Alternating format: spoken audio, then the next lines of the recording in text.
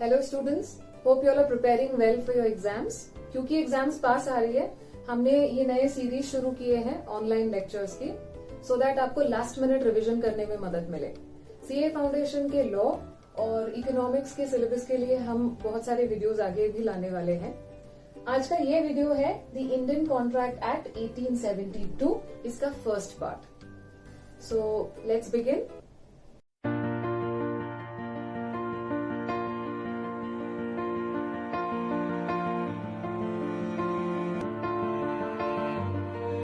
The Indian contract act 1872, जैसा कि नाम सजेस्ट करता है, this contract is about, this particular law और act is about contracts.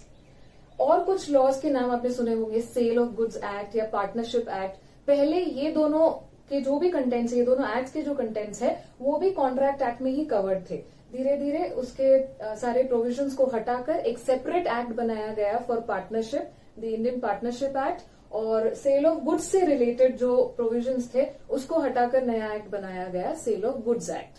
Apart from goods, immovable property, जिसके लिए इमूवेबल प्रॉपर्टीज एक्ट है, और पार्टनरशिप, बाकी सारी चीजें जो है will be dealt with under this act. So let's begin. Contract, क्योंकि ये कॉन्ट्रैक्ट के बारे में है, पहला डेफिनेशन देखेंगे, definition of a contract, section 2 clause H। An agreement enforceable by law is a contract। ये है कॉन्ट्रैक्ट का definition, an agreement enforceable by law। अब इसमें बहुत सारे नए वर्ड्स हमने देखे, अग्रीमेंट, एनफोर्सेबिलिटी। तो इसका मतलब कॉन्ट्रैक्ट बनने के लिए दो चीजें चाहिए, अग्रीमेंट और एनफोर्सेबिलिटी बाय लॉ। अगर ये दो चीजें होंगी तो कॉन्ट्रैक्ट बनेगा।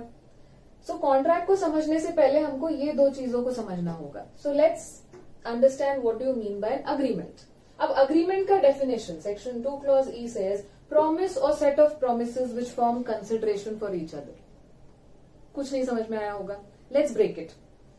अग्रीमेंट कब बनता है? जब एक प्रॉमिस बने, प्रॉमिस या सेट ऑफ प्रॉमिस जो एक दूसरे के बदले किया जाए। मैंने आपको कुछ प्रॉमिस किया, उसके बदले में, उसके कंसिडरेशन में आपने एक प्रॉमिस किया। जब ये एक्सचेंज ऑफ प्रोमिसेस होता है तब अग्रीमेंट बनता है। तो अब ये प्रॉमिस क्या है? What do you mean bye promise? Agreement बनने के लिए प्रॉमिस की जरूरत है। तो अब ये प्रॉमिस क्या है? Promise is an accepted proposal. An accepted proposal और ऑफर इज अ प्रॉमिस। अब एक और नया वर्ड आ गया, ऑफर या प्रपोजल। अब ये क्या है? सो इसका मतलब अभी तक हमने क्या देखा? Contract. Contract means N agreement enforceable by law. मतलब अग्रीमेंट क्या है देखना होगा। अग्रीमेंट क्या है? अग्रीमेंट इज अ प्रॉमिस और set of promises which form consideration for each other. अब नया वर्ड आ गया, प्रॉमिस। प्रॉमिस क्या है? It is an accepted proposal और ऑफर। अब नया वर्ड आ गया, ऑफर क्या है? सो इसका मतलब हम लोगों को बैकवर्ड्स जाना पड़ेगा। प्रॉमिस बनाने के लिए हमको ऑफर और एक्सेप्टेंस की जरूरत है। सो बैकवर्ड्स चलते हैं। सबसे पहले समझते हैं ऑफर का मतलब क्या है, ऑफर या प्रपोजल का मतलब क्या है। ऑफर और proposal. So what do you mean by an offer और proposal? Offer means to do something और abstain from doing something. To do something तो समझ में आ गया।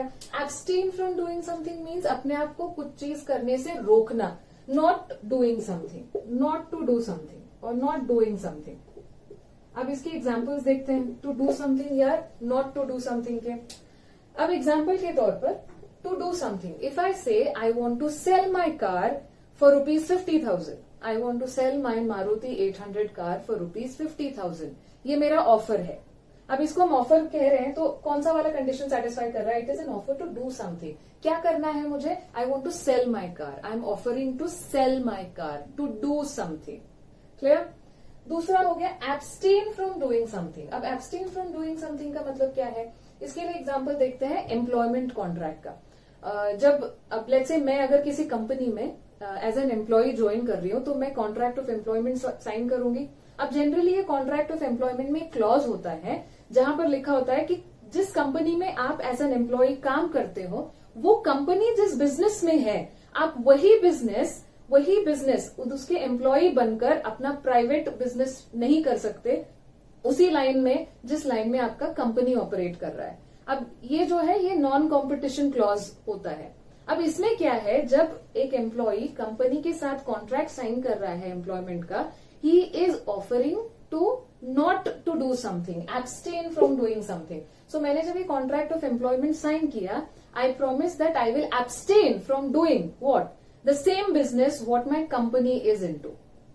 सो अगर एक पार्टनरशिप फर्म है और मैं एक पार्टनर एज अ पार्टनर एक पार्टनरशिप फर्म में ज्वाइन करती हूँ, तो वहां पे भी कंडीशन होता है कि पार्टनरशिप फर्म जिस बिजनेस में है आप सेम टू सेम बिजनेस अपना पर्सनल लेवल पर नहीं कर सकते। सो यहाँ पे क्या है, we are contracting not to do something और एब्सटेन फ्रॉम डूइंग समथिंग। या फिर लेट्स से अगर मैंने कोई एक बुक लिखी है तो उसका कॉपीराइट रजिस्टर्ड होगा। अब इसको मैं अगर किसी पब्लिशर को सेल करती हूँ तो इसका मतलब क्या होता है, अगर मैंने लमसम पैसे लिए या रॉयल्टी बेसिस पर ये पर्टिकुलर कॉपीराइट्स किसी पब्लिशर को दिया है, इसका मतलब क्या है कि उस बुक के कॉपीज सिर्फ वो पब्लिशर बना सकता है। मैं उसकी कॉपीज बनाने का राइट किसी और को नहीं दे सकती, या मैं खुद भी उस बुक के कॉपीज नहीं बना सकती। सो इसका मतलब क्या है, यहाँ पे जब मेरे कॉपीराइट्स को मैंने उनको दिया तो I offered not to do something. Not to do something मतलब मैं उन बुक्स के कॉपीज नहीं बनाऊंगी। सो ये दो एग्जाम्पल से हमने क्या देखा कि ऑफर या जो प्रपोजल है ये दो चीजें हो सकती है, कुछ करने के लिए या कुछ ना करने के लिए, टू डू समथिंग और abstain from doing something. So this was the meaning of an offer. Next is acceptance. अब मुझे तो कार बेचनी है, लेकिन ये प्रॉमिस या एग्रीमेंट कब बनेगा, जब सामने वाले को कार खरीदनी होगी। सो विच मीन्स मेरे ऑफर को जब तक यस नहीं मिलता, एक्सेप्टेंस नहीं मिलता, अग्रीमेंट नहीं बनेगा। तो एक्सेप्टेंस का मतलब क्या है, acceptance means to give consent और असेंट टू द ऑफर। तो जो भी ऑफर मैंने किया, जब जिसके लिए वो ऑफर था वो पर्सन उसको अपना कंसेंट देता है, हाँ कहता है, तो वो क्या हो गया, एक्सेप्टेंस। तो जब ये ऑफर और एक्सेप्टेंस, प्रपोजल या ऑफर और एक्सेप्टेंस मिल जाते हैं तो बन जाता है प्रॉमिस, जिसको हम कहेंगे अग्रीमेंट। अब जैसे आपने सुना होगा ना, ऑफर मतलब इरादा, करेक्ट। अब इरादे को अगर एक्सेप्टेंस मिल जाए तो वो बन जाता है वादा, प्रॉमिस, और ये जो प्रॉमिस है it will become an agreement. अब आगे चलते हैं, अगर ये अग्रीमेंट को एनफोर्सेबिलिटी मिल गई तो वो क्या बन जाएगा, कॉन्ट्रैक्ट। सो अभी तक हमने क्या देखा, ऑफर या प्रपोजल टू डू समथिंग या एब्सटेन फ्रॉम डूइंग समथिंग। और जब इसको सामने वाला पर्सन जिसको ऑफर किया है, जिसको प्रपोजल दिया है, अगर वो पर्सन उसको एक्सेप्ट कर लेता है, लेट्स से मैंने मिस्टर एक्स को कहा I want to sell my car, my Maruti 800 car for ₹50,000। Mister X says yes I am ready to buy, तो उसने अपना एक्सेप्टेंस दे दिया। सो ऑफर को जब एक्सेप्टेंस मिल गया, ये बन गया हमारा प्रॉमिस या अग्रीमेंट। और इस अग्रीमेंट को जब एनफोर्सेबिलिटी मिल जाती है, agreement plus enforceability is contract. So agreement को जब एनफोर्सेबिलिटी मिल जाएगी तो वो बन जाएगा कॉन्ट्रैक्ट। अब एनफोर्सेबिलिटी बाय लॉ क्या है, इसके लिए वापस कुछ एग्जाम्पल देखते हैं। एक एग्जाम्पल तो हम रिपीट करेंगे, ये कार वाला एग्जाम्पल। सो लेट्स से मैंने कहा कि I want to sell my Maruti 800 car for ₹50,000। अब ये मिस्टर एक्स को मेरी कार बहुत अच्छी लगी, पसंद आई, तो उसने टोकन मनी दे दिया and then he went to the bank to apply for a loan. Bank में गया लोन अप्लाई करने के लिए, तो वहां पे उसने कुछ बैंक चार्जेस पे किए और लोन पास भी हो गया। इन द मीन टाइम अगर मैं मुकर जाऊं यहां से, देखो होता क्या है कि जैसे ही ऑफर और एक्सेप्टेंस मिल गया, मतलब क्या बन गया, अग्रीमेंट। और अगर ये अग्रीमेंट को लॉ रिकॉग्नाइज करता है, लॉ अगर रिकॉग्नाइज करता है तो वो इमीडिएटली कॉन्ट्रैक्ट बन जाता है। एक बार अगर कॉन्ट्रैक्ट बन गया तो दोनों में से कोई भी पार्टी, मतलब ऑफर देने वाला पार्टी हो या एक्सेप्ट करने वाला पार्टी हो, बैकआउट नहीं कर सकता।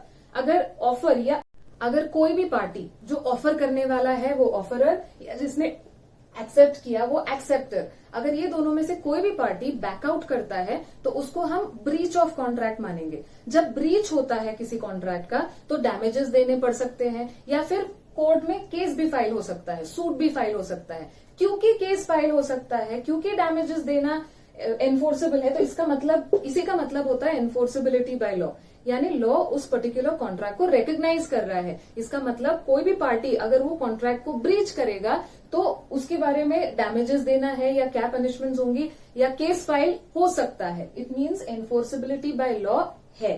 अब एग्जाम्पल देखते हैं। तो हमारे एग्जाम्पल में हमने कहा कि मेरा जो पर्टिकुलर बायर है मिस्टर एक्स, उसने लोन के लिए अप्लाई कर दिया और मैं बैकआउट करती हूँ, तो इसका मतलब ब्रीच ऑफ कॉन्ट्रैक्ट मेरी तरफ से हुआ है। तो जो ये मिस्टर एक्स है, क्या मेरे अगेंस्ट केस फाइल कर सकता है? Answer is yes. क्या वो मुझसे डैमेजेस रिकवर कर सकते हैं? अब उसने इतना सारा टाइम गवाया, बैंक में जाकर उसने लोन अप्लाई किया और लोन के लिए बहुत सारे चार्जेस पे किए, तो क्या वो मुझसे डैमेजेस रिकवर कर सकता है? यस। तो अगर एनफोर्सेबिलिटी बाय लॉ है, इसका मतलब मेरा जो कॉन्ट्रैक्ट है वो एक लीगल कॉन्ट्रैक्ट है, या मेरा जो अग्रीमेंट है वो एक लीगल अग्रीमेंट है जो आगे चलकर कॉन्ट्रैक्ट बनेगा। एक और एग्जाम्पल देखते हैं जहां पर ये एनफोर्सेबिलिटी नहीं है।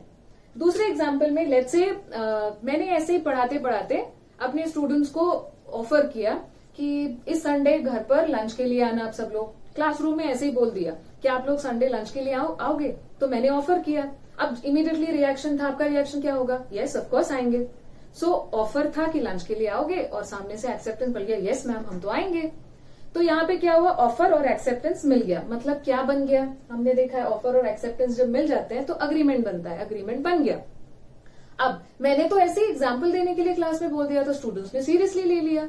संडे आफ्टरनून बेल बजती है, मैंने दरवाजा खोला, स्टूडेंट्स है, मैंने कहा यस मैम हम लोग लंच के लिए आए थे, आपने कहा था कि लंच के लिए आना Sunday. I said no it was just an example, मैंने तो लंच प्रिपेयर ही नहीं किया।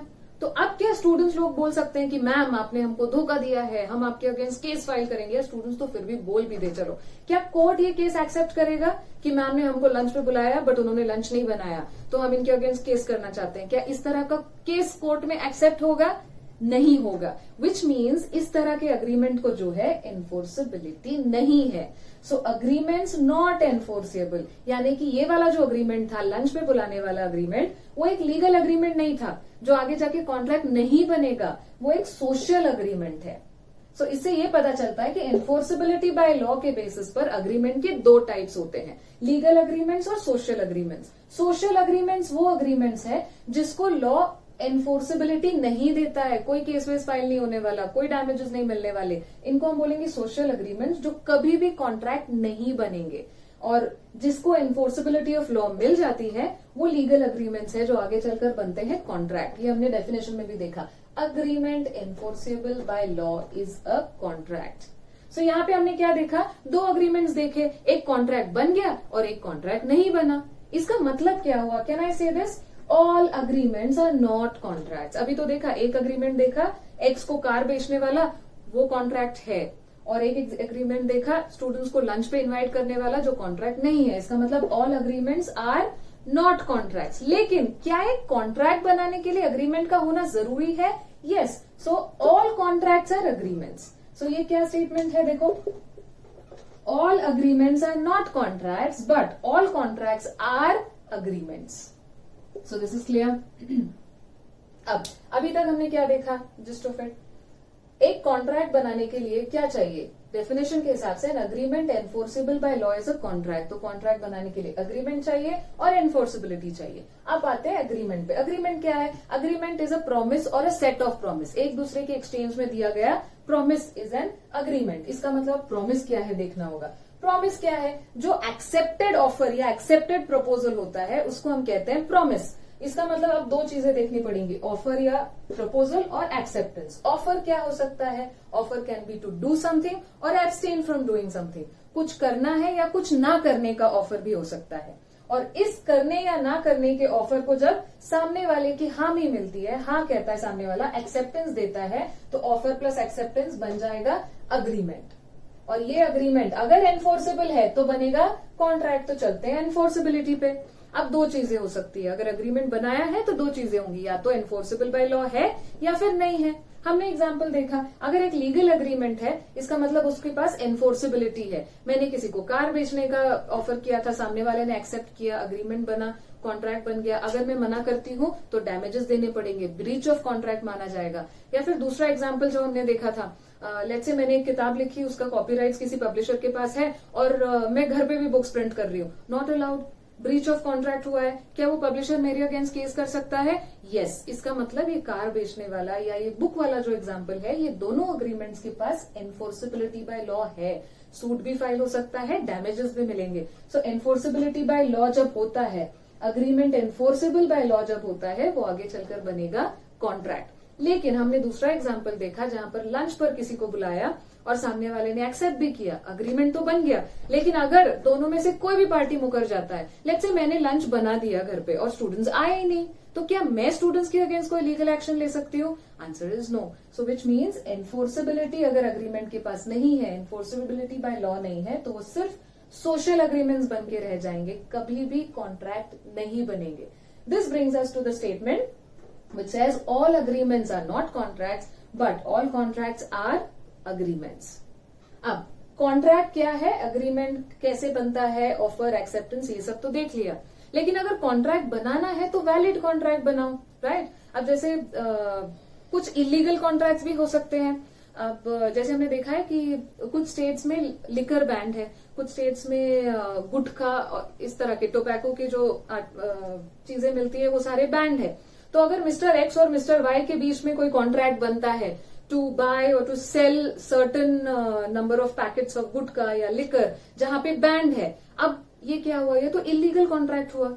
तो क्या इलीगल कॉन्ट्रैक्ट हुआ तो एक्स और वाई पार्टीज क्या कोर्ट जाएंगे कि हमने इससे इतना लिकर मंगवाया था या गुटखा मंगवाया था, इसने सेल नहीं किया? कोर्ट इस तरह के कॉन्ट्रैक्ट को वैलिड मानेगा नहीं, because that contract itself is illegal. तो इतना तामझाम किया, ऑफर, एक्सेप्टेंस, अग्रीमेंट, एनफोर्सेबिलिटी, इतना सब करके कॉन्ट्रैक्ट बनाया, लेकिन वो कॉन्ट्रैक्ट जो बना है अगर उसको सच में एनफोर्सेबिलिटी चाहिए तो उस कॉन्ट्रैक्ट का वैलिड होना जरूरी है.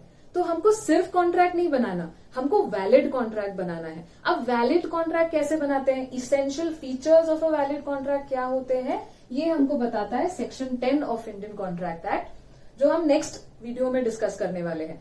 इन शॉर्ट अगर देखना तो इसमें बहुत सारे पॉइंट्स होंगे, ये हर एक पॉइंट एक टॉपिक है जो हमको अलग से डिस्कस करना होगा. अभी हमने देखा ऑफर क्या होता है, सिर्फ ऑफर करना सफिशिएंट नहीं है, एक वैलिड ऑफर करना जरूरी है.